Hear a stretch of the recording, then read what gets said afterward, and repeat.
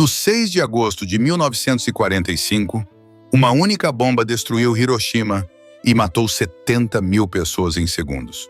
O alto comando japonês recebeu os relatórios e os rejeitou completamente. O general Korechika Anami declarou que era fisicamente impossível. Outros militares japoneses insistiram que os americanos estavam mentindo para forçar uma rendição. Somente quando o físico Yoshio Nishina confirmou a verdade, 3 dias depois, os líderes japoneses compreenderam que enfrentavam uma arma que mudaria as regras da guerra para sempre. O Japão possuía a terceira economia industrial mais grande do mundo e mantinha 4 milhões de soldados em armas. Seus generais planejavam resistir a uma invasão aliada que custaria milhões de vidas japonesas. Mas 2 bombas atômicas destruíram esses cálculos em menos de uma semana. O imperador Hirohito, que nunca havia intervenido diretamente em decisões militares, tomou o controle e anunciou a rendição. Quais conversas secretas ocorreram entre os generais japoneses quando descobriram a verdade sobre as bombas atômicas? Por que alguns militares continuaram se opondo à rendição mesmo depois de Nagasaki? Como o imperador conseguiu convencer seus generais a aceitar a derrota? Nas primeiras horas do amanhecer do 6 de agosto de 1945, a rotina matinal no quartel-general do Exército Imperial Japonês em Tóquio seguia os protocolos habituais de uma nação em guerra. Os oficiais de comunicações revisavam os relatórios noturnos, classificando as incursões aéreas inimigas segundo sua magnitude e importância. Hiroshima, uma cidade industrial de 350 mil habitantes na costa ocidental de Honshu, havia reportado a presença de alguns bombardeiros estadunidenses pouco depois das 8 da manhã. Era um evento tão comum que mal mereceu atenção especial. O tenente-general Seizo Arizui, chefe de inteligência militar, revisava documentos em seu escritório quando a primeira mensagem chegou da região de Chugoku. O relatório era desconcertante pela sua brevidade. Contato perdido com o comando regional de Hiroshima. Em tempos normais, isso teria indicado uma interrupção nas comunicações, talvez devido a bombardeios convencionais que danificaram as linhas telefônicas ou as estações de rádio. No entanto, a rapidez e a completude do silêncio pareciam estranhas mesmo para os padrões de guerra total que o Japão havia experimentado durante meses. Os operadores de rádio na estação central de comunicações militares tentavam restabelecer contato com seus homólogos em Hiroshima, sem sucesso algum. Os sinais que enviavam ao vazio não recebiam resposta, como se a cidade inteira tivesse desaparecido do mapa de comunicações militares. Esse fenômeno era tecnicamente impossível, segundo a experiência acumulada de anos de bombardeios aliados. Mesmo os ataques mais devastadores de bombardeiros Boeing B-29 sempre deixavam algumas linhas de comunicação funcionando. O ministro da Guerra, general Korechika Anami, foi informado sobre a situação anômala enquanto tomava café da manhã em sua residência oficial. Sua primeira reação foi de irritação mais do que preocupação. Os problemas de comunicação eram frequentes durante os bombardeios intensos, e seus subordinados deveriam ser capazes de resolver essas interrupções sem envolver a liderança superior. Ordenou que se investigasse a situação por meio de canais alternativos e continuou com suas atividades matinais. No entanto, as tentativas de obter informações através de rotas alternativas também falharam. As estações de rádio civis em cidades próximas a Hiroshima relataram um brilho luminoso incomum, seguido por uma explosão de magnitude extraordinária. Os testemunhos que chegavam de populações periféricas falavam de uma luz mais brilhante que o sol e de uma explosão que havia sido sentida a dezenas de quilômetros de distância.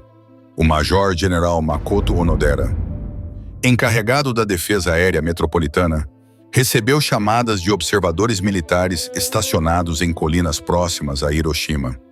Seus relatórios eram tão extraordinários que inicialmente foram desconsiderados como produto da confusão ou do pânico. Descreviam uma nuvem em forma de cogumelo que se elevava em direção à estratosfera, alcançando altitudes que nenhum observador militar havia presenciado antes. A nuvem tinha uma cor avermelhada em sua base e se expandia com uma velocidade que desafiava a compreensão. Os primeiros refugiados que conseguiram sair da zona de devastação chegaram a postos militares periféricos pouco antes do meio-dia. Os seus testemunhos eram tão dramáticos que os oficiais encarregados de coletar informações duvidaram em transmiti-los aos seus superiores sem verificação adicional. Falavam de uma destruição completa e instantânea de edifícios vaporizados e de feridas nunca antes vistas. As descrições incluíam pessoas com queimaduras que não correspondiam a incêndios convencionais, com padrões que sugeriam exposição a uma fonte de calor de intensidade inimaginável. O Dr. Tsunezaburo Asada, médico militar destinado em uma base próxima, foi um dos primeiros profissionais a examinar os sobreviventes. Suas observações clínicas o deixaram perplexo. As feridas apresentavam características que não coincidiam com nenhum tipo de armamento conhecido. As queimaduras pareciam ter sido causadas por calor radiante instantâneo, não por fogo convencional. Muitas vítimas apresentavam sintomas inexplicáveis, náuseas severas, perda de cabelo e fraqueza extrema que não correspondia com suas feridas visíveis. No bunker do Estado-Maior-Geral em Tóquio, as informações fragmentadas começaram a formar um padrão preocupante na tarde do 6 de agosto. O coronel Kakuei Kusayanagi, oficial de inteligência especializado em armamentos inimigos, tinha estado coletando e analisando todos os relatórios disponíveis. Sua conclusão preliminar era que os Estados Unidos tinham utilizado algum tipo de armamento experimental de poder destrutivo sem precedentes. No entanto, seus superiores consideraram essa explicação tecnicamente impossível, segundo o conhecimento científico disponível para o comando japonês. O general Yoshijiro Umezu, chefe do Estado-Maior-Geral, convocou uma reunião de emergência para avaliar a situação. Os oficiais presentes representavam décadas de experiência militar acumulada, incluindo veteranos das campanhas na China e no Pacífico. Sua experiência coletiva em armamentos convencionais os levou a buscar explicações alternativas para os relatos de Hiroshima. Algumas teorias incluíam o uso de múltiplos bombardeiros coordenados com bombas incendiárias de nova geração, ou a possibilidade de que depósitos de munições tivessem detonado em cadeia, amplificando o dano inicial. A resistência psicológica do alto comando japonês em aceitar a realidade de uma arma completamente nova era compreensível dentro do contexto de sua formação militar. Durante décadas, eles haviam estudado a evolução gradual dos armamentos, onde as melhorias incrementais em poder destrutivo seguiam padrões previsíveis. A ideia de um salto quântico em capacidade destrutiva contrariava sua compreensão fundamental de como funcionava a guerra moderna. A primeira noite depois de Hiroshima passou no quartel-general de Tóquio com uma mistura de confusão administrativa e negação institucional. Os procedimentos militares padrão não incluíam protocolos para lidar com o desaparecimento comunicacional completo de uma cidade importante. Os oficiais de Estado-Maior trabalharam com mapas e relatórios tentando reconstruir o que havia acontecido, mas suas ferramentas analíticas estavam desenhadas para avaliar danos convencionais. A magnitude e natureza do evento de Hiroshima excedia suas capacidades conceituais. O amanhecer do 7 de agosto encontrou o alto comando japonês em um estado de negação sistemática que refletia tanto limitações técnicas quanto mecanismos de defesa psicológica. O general Torashiro Kawabe, vice-ministro da guerra, havia desenvolvido teorias alternativas que pudessem explicar os relatórios extraordinários sem recorrer à existência de armas completamente novas. Sua análise se baseava em décadas de experiência que lhe diziam que os saltos tecnológicos dramáticos eram impossíveis em tempos de guerra. A primeira teoria formal apresentada ao Estado-Maior sugeria que os Estados Unidos haviam coordenado um ataque massivo, utilizando centenas de bombardeiros equipados com uma nova geração de bombas incendiárias. Esta explicação permitia manter os bombardeios dentro de parâmetros tecnicamente compreensíveis, enquanto justificava a magnitude do dano reportado. Kawabe argumentava que a simultaneidade do ataque havia criado uma tempestade de fogo que se havia estendido mais rápido do que o normal. No entanto, os dados de radar e observação visual do 6 de agosto mostravam apenas a presença de 3 aeronaves estadunidenses sobre Hiroshima, uma cifra completamente inconsistente com a teoria do bombardeio massivo coordenado. Os especialistas em inteligência militar foram instruídos a buscar evidências que respaldassem as teorias convencionais, mas os fatos contradiziam sistematicamente suas expectativas. O coronel Seizo Yamada, especialista em armamentos inimigos, propôs uma teoria alternativa baseada em explosivos químicos de alta potência. Sua hipótese sugeria que os Estados Unidos haviam desenvolvido uma bomba química experimental capaz de criar reações em cadeia com materiais industriais presentes em Hiroshima. Esta teoria tentava explicar tanto a magnitude da explosão quanto os efeitos incomuns relatados nos sobreviventes. Durante o 7 de agosto, equipes de reconhecimento militar foram enviadas para Hiroshima com instruções específicas de documentar evidências que respaldassem as teorias convencionais do alto comando. Essas equipes tinham ordens de buscar crateras múltiplas que indicavam bombardeio coordenado, restos de bombas incendiárias ou evidências de detonações químicas secundárias. Os primeiros relatórios das equipes de reconhecimento chegaram durante a tarde do 7 de agosto e contradiziam fundamentalmente as teorias do alto comando. Os oficiais relatavam um único ponto de detonação com uma cratera relativamente pequena.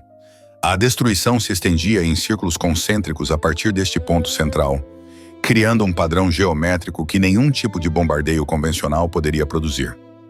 Os edifícios mais próximos ao centro tinham sido completamente vaporizados, enquanto que estruturas a maior distância mostravam danos direcionais que apontavam para uma única fonte de energia explosiva. O general Anami recebeu estes relatórios com visível frustração. Sua experiência militar lhe dizia que os padrões de destruição descritos eram fisicamente impossíveis utilizando armamentos convencionais, mas seu marco conceitual não incluía alternativas viáveis. A tensão entre evidência empírica e limitações conceituais criou um estado de negação institucional, onde os relatórios contraditórios eram reinterpretados ou minimizados. Os sobreviventes que continuaram chegando às bases militares periféricas apresentavam sintomas que os médicos militares não conseguiam explicar satisfatoriamente.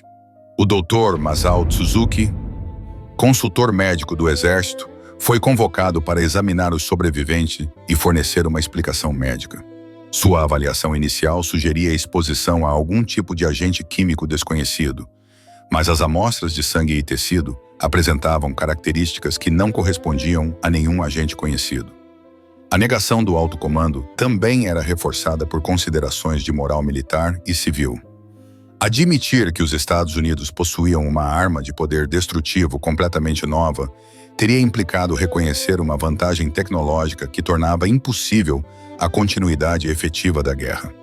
Essa realidade era psicologicamente inaceitável para líderes militares cuja identidade profissional estava ligada à capacidade de defender a nação japonesa. No entanto, em conversas privadas entre os líderes mais seniores, começaram a surgir dúvidas sobre as explicações oficiais. O general Umezu expressou preocupação privada sobre a possibilidade de que os Estados Unidos tivessem desenvolvido capacidades armamentistas completamente novas. Seus comentários refletiam uma crescente tensão entre a necessidade de manter a moral de combate e a responsabilidade de avaliar realisticamente as capacidades inimigas. Durante estas 48 horas críticas, a maquinaria administrativa militar japonesa funcionou em um estado de negação institucional que refletia tanto limitações técnicas genuínas como mecanismos psicológicos de defesa. A magnitude da mudança implicada pela existência de armas nucleares requeria uma reavaliação completa de conceitos básicos sobre guerra, tecnologia e sobrevivência nacional. A chegada do físico Yoshio Nishina ao quartel-general do Exército Imperial no dia 8 de agosto de 1945 marcou o momento em que a negação institucional do alto comando japonês se confrontou com uma análise científica rigorosa. Nishina, diretor do Instituto de Pesquisa Física e Química do Japão, havia sido convocado especificamente para fornecer uma avaliação técnica independente dos eventos em Hiroshima. Sua reputação como o físico japonês mais conhecedor de física nuclear o tornava na autoridade científica mais qualificada disponível. O encontro inicial entre Nishina e o Estado-Maior-Geral revelou imediatamente a lacuna conceitual entre a perspectiva militar convencional e o conhecimento científico avançado. Os padrões de destruição descritos nos relatórios militares eram consistentes com seus conhecimentos teóricos sobre fissão nuclear, uma possibilidade que havia considerado desde 1941, mas que havia acreditado tecnicamente impossível de implementar durante a guerra. A decisão de enviar Nishina pessoalmente a Hiroshima para investigação direta foi tomada depois de intensos debates internos. O alto comando esperava que sua análise científica respaldasse as teorias convencionais que haviam desenvolvido. No entanto, o próprio Nishina havia começado a suspeitar que os relatórios descreviam os efeitos de uma arma nuclear. A viagem de Nishina a Hiroshima no 9 de agosto foi realizada em circunstâncias extraordinárias. Seu avião militar voou sobre paisagens que mostravam danos de bombardeios convencionais até que se aproximou de Hiroshima, onde o panorama mudou dramaticamente. Do ar, a cidade apresentava um padrão de destruição completamente diferente de qualquer bombardeio que Nishina tivesse observado anteriormente. A devastação se estendia em círculos perfeitos a partir de um ponto central, com gradações de dano que correspondiam exatamente a seus cálculos teóricos sobre os efeitos de uma explosão nuclear. A chegada de Nishina ao local da explosão confirmou imediatamente suas suspeitas científicas mais temidas. O ponto de detonação apresentava características impossíveis de explicar por meio de explosivos convencionais. As sombras de pessoas e objetos haviam sido permanentemente gravadas em superfícies de concreto por calor radiante instantâneo de intensidade extraordinária. Os metais haviam sido fundidos e vaporizados em padrões que exigiam temperaturas de milhões de graus. As medições de radioatividade que Nishina realizou utilizando instrumentos portáteis confirmaram definitivamente a natureza nuclear do armamento utilizado. Os níveis de radiação gama no ponto de detonação eram centenas de vezes superiores aos níveis naturais, com padrões de distribuição que correspondiam exatamente aos efeitos preditos pela teoria de fissão nuclear. Essa evidência física eliminava qualquer possibilidade de explicações alternativas baseadas em armamentos convencionais. Durante sua investigação em campo, Nishina documentou meticulosamente fenômenos que só podiam ser explicados por uma reação nuclear em cadeia. As pedras haviam sido parcialmente vitrificadas por calor instantâneo extremo. Os objetos metálicos mostravam magnetização residual consistente com exposição a campos eletromagnéticos de intensidade extraordinária. As amostras de solo continham isótopos radioativos que só podiam ter sido criados durante fissão nuclear. A investigação dos efeitos biológicos revelou padrões de dano celular que Nishina reconheceu como consistentes com a exposição à radiação ionizante. Os sobreviventes apresentavam sintomas de síndrome de radiação aguda que haviam confundido os médicos militares, mas eram perfeitamente compreensíveis do ponto de vista da física nuclear aplicada a sistemas biológicos.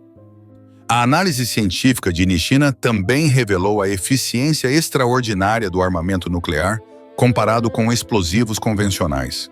Seus cálculos indicavam que uma única bomba havia liberado energia equivalente a aproximadamente 20 mil toneladas de explosivos convencionais. Uma concentração de poder destrutivo que haveria requerido centenas de bombardeiros utilizando armamentos tradicionais. A preparação do relatório técnico de Nishina para o alto comando exigia traduzir conceitos científicos avançados em terminologia militar compreensível sem minimizar as implicações estratégicas catastróficas. Seu relatório explicava que os Estados Unidos haviam conseguido implementar tecnicamente a fissão controlada de urânio ou plutônio para criar um armamento de poder destrutivo sem precedentes na história humana. A bomba de Hiroshima representava não uma melhoria incremental em armamentos existentes, mas uma revolução completa nas capacidades destrutivas disponíveis para a guerra moderna. As implicações estratégicas do relatório de Nishina eram imediatamente evidentes para qualquer oficial militar com compreensão básica de logística e planejamento. Se os Estados Unidos possuíam a capacidade de destruir cidades inteiras com aeronaves individuais, as estratégias defensivas japonesas baseadas na defesa territorial convencional tornavam-se completamente obsoletas. O general Anami recebeu o relatório de Nishina com uma mistura de compreensão intelectual e resistência emocional que refletia o trauma psicológico de reconhecer que a situação militar do Japão havia mudado fundamentalmente em um único dia. Sua primeira reação foi solicitar confirmação independente das conclusões científicas, uma resposta compreensível, mas que refletia também uma resistência inconsciente a aceitar implicações que tornavam imperativa a consideração séria de rendição incondicional. A ciência havia confirmado o que inicialmente parecia impossível. Os Estados Unidos possuíam armamentos que poderiam destruir a civilização japonesa sem exigir invasão territorial. Essa realização forçou uma reavaliação fundamental de objetivos militares, sobrevivência nacional e responsabilidade em relação à população civil que dependia de suas decisões estratégicas. O 9 de agosto de 1945 amanheceu com o alto comando japonês, ainda processando as implicações devastadoras do relatório científico de Nishina sobre Hiroshima.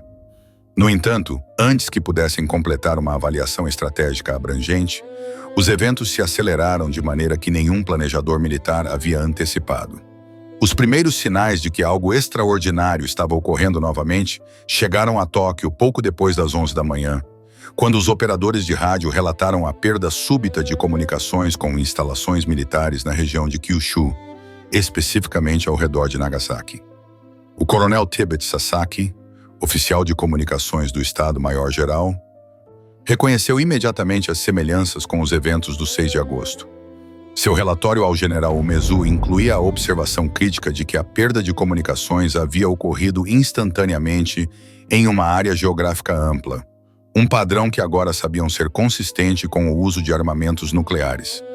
Desta vez, no entanto, o alto comando japonês não tinha o luxo da ignorância sobre as capacidades inimigas. A confirmação de que Nagasaki havia sofrido o mesmo destino que Hiroshima chegou dentro de horas, não dias como havia ocorrido anteriormente. As equipes de reconhecimento relataram a observação visual da característica nuvem em forma de cogumelo, que agora sabiam indicar detonação nuclear. Os relatórios incluíam detalhes técnicos específicos que confirmavam que os Estados Unidos haviam utilizado um segundo dispositivo nuclear, provavelmente de projeto diferente do utilizado em Hiroshima. A simultaneidade do segundo bombardeio nuclear com a invasão soviética da Manchúria criou uma crise estratégica múltipla que colapsou completamente os planos defensivos japoneses. A invasão soviética, iniciada nas primeiras horas do 9 de agosto, representava a materialização do pesadelo estratégico japonês. Guerra em dois frontes contra inimigos com recursos virtualmente ilimitados. A combinação de armamentos nucleares americanos e ofensiva terrestre soviética eliminava qualquer cenário realista para a continuação efetiva da resistência militar. O general Kawabe, encarregado do planejamento defensivo para as ilhas principais, enfrentou a realidade de que suas estratégias haviam se tornado completamente irrelevantes no espaço de 3 dias. Os planos japoneses baseavam-se na capacidade de infligir baixas suficientes às forças invasoras americanas para forçar negociações que preservassem algum grau de autonomia nacional. No entanto, os armamentos nucleares permitiam aos Estados Unidos devastar a capacidade defensiva japonesa sem arriscar forças terrestres significativas. Os cálculos estratégicos que se seguiram ao bombardeio de Nagasaki revelaram a completa desesperação da situação militar japonesa. Se os Estados Unidos possuíssem múltiplas armas nucleares e a vontade de usá-las contra cidades, poderiam sistematicamente destruir todos os centros industriais e administrativos japoneses sem necessidade de invasão territorial. Os planejadores militares estimaram que a continuidade da guerra nessas circunstâncias resultaria na completa destruição da civilização japonesa em questão de semanas. A questão de quantas armas nucleares possuía os Estados Unidos tornou-se central nos debates do alto comando durante as horas seguintes a Nagasaki. Os analistas de inteligência não tinham informações confiáveis sobre a capacidade de produção nuclear americana, mas a rapidez com que haviam utilizado um segundo dispositivo sugeria que possuíam um arsenal significativo. A possibilidade de que houvesse uma terceira, quarta ou 10ª bomba nuclear transformava o planejamento militar de exercício estratégico em especulação sobre sobrevivência nacional. O ministro da Marinha, almirante Mitsumasa Yonai, propôs durante uma reunião de emergência que o Japão solicitasse imediatamente termos de rendição antes que os Estados Unidos utilizassem armas nucleares adicionais. Seu argumento baseava-se em cálculos navais sobre a impossibilidade de defender as linhas de suprimento japonesas contra inimigos que podiam destruir portos e estaleiros instantaneamente sem arriscar forças navais próprias. No entanto, elementos dentro do alto comando, particularmente oficiais do exército liderados pelo general Anami, mantiveram resistência à rendição incondicional mesmo após Nagasaki. Seus argumentos baseavam-se em conceitos tradicionais de honra militar e na crença de que a morte em combate era preferível à capitulação sem condições. Essa posição refletia marcos conceituais onde a sobrevivência nacional era subordinada a princípios abstratos de honra marcial. A invasão soviética da Manchúria acrescentava uma dimensão adicional de urgência às deliberações do alto comando. As forças japonesas na Manchúria, consideradas entre as mais eficazes do exército imperial, estavam sendo sistematicamente destruídas por ofensivas soviéticas coordenadas.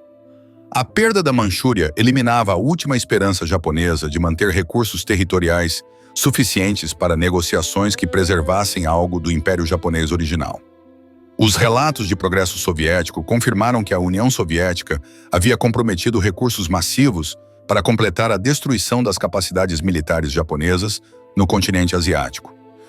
A velocidade e coordenação da ofensiva soviética sugeriam um planejamento extensivo em coordenação com os aliados ocidentais, eliminando qualquer esperança japonesa de criar divisões entre seus inimigos para obter termos de rendição mais favoráveis. Durante a noite do 9 ao 10 de agosto, o alto comando japonês enfrentou a realização de que sua nação estava completamente cercada por inimigos com capacidades destrutivas que excediam qualquer coisa na experiência militar anterior.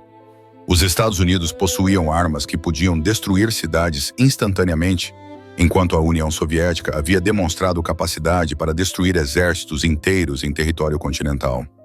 A continuação da resistência militar nessas circunstâncias não representava heroísmo estratégico, mas sim irresponsabilidade para com a população civil japonesa. A crise estratégica criada pelos bombardeios nucleares consecutivos e a invasão soviética da Manchúria forçou a liderança japonesa a uma série de reuniões secretas que determinariam o destino da nação. O Conselho Supremo para a Direção da Guerra, conhecido informalmente como os Seis Grandes, foi convocado em sessão de emergência durante a tarde do 9 de agosto em condições de segurança extraordinária. Os participantes representavam as máximas autoridades civis e militares do Império: o primeiro-ministro Kantaro Suzuki, o ministro de Relações Exteriores, Shigenori Togo, o ministro da Guerra General Anami, o ministro da Marinha Almirante Yonai e os chefes de Estado-Maior do Exército e da Marinha. A atmosfera durante essas reuniões refletia a magnitude sem precedentes das decisões que deveriam ser tomadas. Pela primeira vez na história japonesa moderna, a liderança nacional enfrentava a possibilidade real de rendição incondicional perante inimigos estrangeiros. Essa perspectiva contradizia não apenas séculos de tradição militar, mas também os fundamentos ideológicos do Estado japonês moderno, que se baseava em conceitos de invencibilidade imperial que os eventos recentes haviam demolido completamente. O imperador Hirohito havia mantido tradicionalmente uma posição de reserva cerimonial em debates estratégicos, permitindo que a liderança militar e civil tomasse decisões operacionais, enquanto ele fornecia legitimidade simbólica. No entanto, a crise criada pelos bombardeios nucleares exigia decisões que excediam a autoridade normal de seus conselheiros. A sobrevivência da instituição imperial e possivelmente da civilização japonesa dependia de decisões que apenas o imperador podia tomar legitimamente. As primeiras sessões do Conselho Supremo revelaram divisões fundamentais sobre como responder à nova situação estratégica. O ministro das Relações Exteriores, Togo, argumentava que a rendição imediata era imperativa para prevenir destruição adicional por meio de armas nucleares. Sua posição se baseava em análise realista das capacidades inimigas e a futilidade completa da resistência continuada. No entanto, elementos militares liderados pelo general Anami mantinham que a rendição incondicional era inaceitável mesmo diante da perspectiva de aniquilação nuclear. A resistência militar à rendição baseava-se em conceitos tradicionais de honra que haviam sido fundamentais para a identidade do exército japonês durante décadas. Para oficiais como Anami, a preservação da honra militar era mais importante que a sobrevivência física, uma perspectiva que os tornava literalmente incapazes de considerar a capitulação sob qualquer circunstância. Essa posição refletia um condicionamento cultural tão profundo que permanecia inflexível mesmo diante de evidências avassaladoras de que a continuação da guerra resultaria em genocídio nacional. O imperador Hirohito começou a participar diretamente nas deliberações durante as sessões do 10 de agosto, uma intervenção que marcava uma ruptura com precedentes constitucionais tradicionais. Sua participação refletia a compreensão de que as decisões requeridas excediam o marco normal de governo japonês e requeriam a autoridade imperial direta para serem legitimadas perante a população e as forças armadas. Os debates dentro do Conselho Supremo durante o 10 e o 11 de agosto centraram-se inicialmente na possibilidade de negociar termos de rendição que preservassem a instituição imperial e evitassem a ocupação direta do território japonês.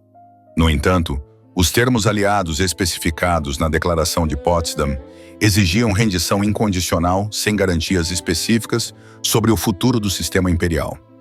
Esta inflexibilidade aliada eliminava as esperanças japonesas de preservar algo da ordem política tradicional através de negociação. A decisão do imperador de proceder com a rendição incondicional foi tomada durante uma reunião imperial extraordinária nas primeiras horas do 12 de agosto.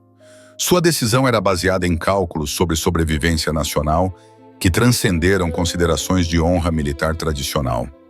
Hirohito havia concluído que a preservação da população japonesa era mais importante do que a preservação de formas políticas específicas, uma posição que exigia o abandono de princípios que haviam definido seu reinado durante décadas. A preparação do discurso imperial de rendição exigia uma cuidadosa elaboração de linguagem que comunicasse a decisão de capitular sem humilhar desnecessariamente o povo japonês ou as forças armadas. O discurso deveria explicar uma decisão que contradizia décadas de propaganda sobre a invencibilidade japonesa, exigindo uma narrativa que tornasse psicologicamente aceitável o que anteriormente havia sido literalmente impensável para milhões de japoneses. As gravações do discurso imperial foram realizadas em condições de segurança extrema durante a noite do 14 ao 15 de agosto. O processo de gravação refletia a magnitude histórica do momento. O imperador do Japão estava formalmente terminando uma guerra que havia custado milhões de vidas e transformado o equilíbrio global de poder. No entanto, elementos dentro do exército japonês, liderados por oficiais jovens do Estado-Maior-Geral, desenvolveram planos para prevenir a transmissão do discurso de rendição mediante um golpe de Estado que manteria a guerra sob controle militar direto. Estes oficiais, encabeçados pelo Major Kenji Hatanaka, acreditavam que a continuidade da resistência era preferível, mesmo à aniquilação nuclear completa. A noite do 14 ao 15 de agosto se converteu nas horas mais críticas da história japonesa moderna, quando conspiradores militares tentaram tomar controle do Palácio Imperial e prevenir a transmissão do discurso de rendição. Seu plano incluía o assassinato de oficiais superiores que apoiavam a rendição e a destruição das gravações imperiais. O sucesso de sua conspiração teria estendido a guerra indefinidamente. A resistência aos conspiradores veio principalmente de oficiais superiores como o general Takeshi Mori, comandante da Guarda Imperial, que foi assassinado pelos golpistas quando se negou a cooperar com seus planos. No entanto, a maioria do estabelecimento militar permaneceu leal às decisões imperiais. A supressão da tentativa de golpe exigiu horas de combate dentro do Palácio Imperial, uma situação sem precedentes que refletia a profundidade das divisões dentro da liderança japonesa. O fracasso do golpe de Estado militar permitiu que as transmissões do discurso imperial prosseguissem conforme o planejado no dia 15 de agosto, ao meio-dia. A decisão do imperador de render o Japão incondicionalmente havia prevalecido sobre a resistência militar fanática, estabelecendo o precedente de que considerações de sobrevivência nacional poderiam superar tradições militares mesmo em circunstâncias extremas. O meio-dia do 15 de agosto de 1945 marcou um momento sem precedentes na história japonesa, quando a voz do imperador Hirohito ressoou através de rádios por todo o império, comunicando a decisão de aceitar os termos aliados de rendição incondicional. A transmissão, conhecida como Gyoko Honroso, ou transmissão da voz enjoiada, representava a primeira vez que a maioria dos súditos japoneses havia ouvido diretamente a voz de seu imperador. O momento simbolizava não apenas o fim da Segunda Guerra Mundial no Pacífico, mas também a terminação de uma era na história japonesa que havia começado com a restauração Meiji. A reação inicial do povo japonês ao discurso imperial refletia décadas de condicionamento cultural que apresentavam a rendição como literalmente impossível para uma nação espiritualmente superior. Milhões de ouvintes experienciaram choque psicológico ao ouvir o imperador explicar que a situação da guerra não se desenvolveu necessariamente para a vantagem do Japão e que era necessário suportar o insuportável para alcançar a paz. A linguagem diplomática do discurso tentava minimizar a humilhação da derrota completa, mas a realidade da capitulação era evidente para todos os ouvintes. Nas bases militares através do Império Japonês, a reação das Forças Armadas variava desde aceitação resignada até resistência ativa. Os oficiais que haviam participado nas deliberações do alto comando compreendiam as realidades estratégicas que haviam tornado inevitável a capitulação. No entanto, muitos oficiais júnior e soldados comuns haviam sido mantidos ignorantes da verdadeira situação militar e reagiram com incredulidade e, em alguns casos, com intenção de continuar a luta independentemente de ordens imperiais. O general Anami, que havia resistido à rendição até o último momento, tomou a decisão de realizar seppuku durante a noite do 15 de agosto como expressão final de responsabilidade pela derrota militar. Seu suicídio ritual representava a culminação lógica de uma perspectiva militar que valorizava a honra abstrata sobre sobrevivência prática. No entanto, sua decisão de se suicidar após a transmissão imperial comunicava a aceitação final da autoridade imperial e desestimulava a resistência militar adicional.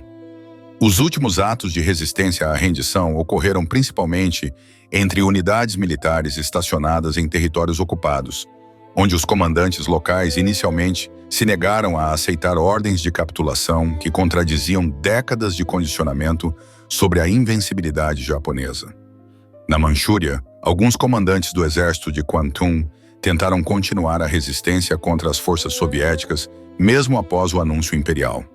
No entanto, esses episódios foram suprimidos rapidamente quando ficou evidente que não recebiam apoio do governo central. A transição de guerra total para a ocupação estrangeira exigia mudanças administrativas e psicológicas que excediam a experiência histórica japonesa. Durante os dias seguintes ao 15 de agosto, o governo japonês trabalhou para implementar ordens de cessar-fogo através de um império que se estendia das Ilhas Kurilás até o Sudeste Asiático. A coordenação de rendição simultânea de milhões de soldados japoneses, dispersos geograficamente, representava um desafio logístico que exigia a cooperação entre antigos inimigos. A chegada das primeiras forças de ocupação estadunidenses ao Japão durante as semanas seguintes marcou o começo de uma transformação social e política que redefiniria fundamentalmente a sociedade japonesa. O general Douglas MacArthur, designado como comandante supremo das potências aliadas, implementou reformas que democratizaram o sistema político japonês e eliminaram as estruturas militaristas que haviam dominado a vida nacional durante décadas. Essas reformas representaram uma revolução social imposta externamente, mas que muitos japoneses passaram a aceitar como necessária para a sobrevivência nacional. Os meses seguintes revelaram a magnitude completa da devastação que o Japão havia sofrido durante os anos finais da guerra.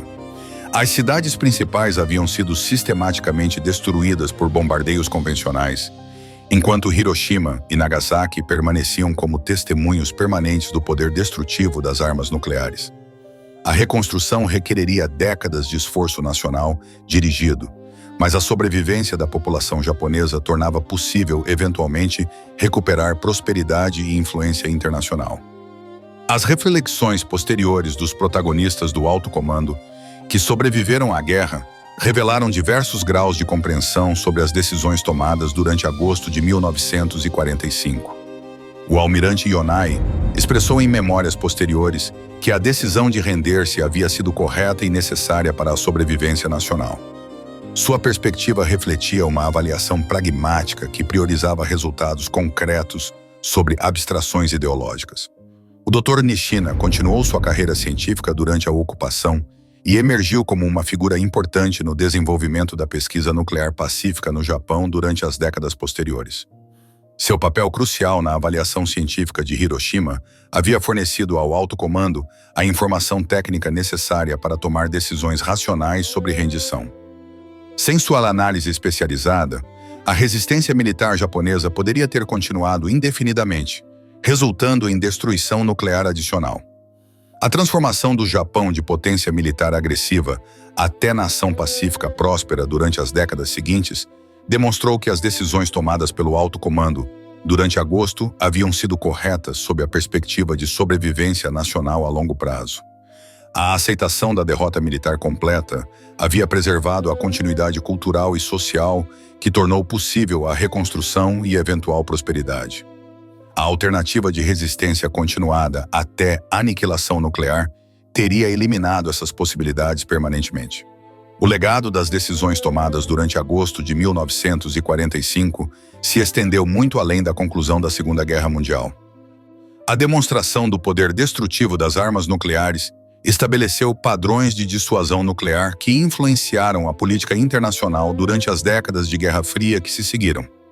A decisão japonesa de se render diante da ameaça de destruição nuclear total estabeleceu precedentes sobre como as nações poderiam responder a ameaças existenciais na era nuclear. A história do alto comando japonês durante agosto de 1945 ilustra a dificuldade fundamental de tomar decisões racionais sob estresse extremo, quando as estruturas conceituais existentes são inadequadas para compreender novas realidades. A resistência inicial em aceitar a existência de armas nucleares refletia limitações genuínas em conhecimento técnico, mas também mecanismos psicológicos de defesa que operam quando a realidade excede a capacidade de processamento mental. A eventual aceitação da nova realidade e a tomada de decisões pragmáticas baseadas na sobrevivência nacional representam um caso de estudo sobre como a liderança pode se adaptar a circunstâncias completamente sem precedentes, quando a sobrevivência depende de flexibilidade conceitual e abandono de ideologias obsoletas.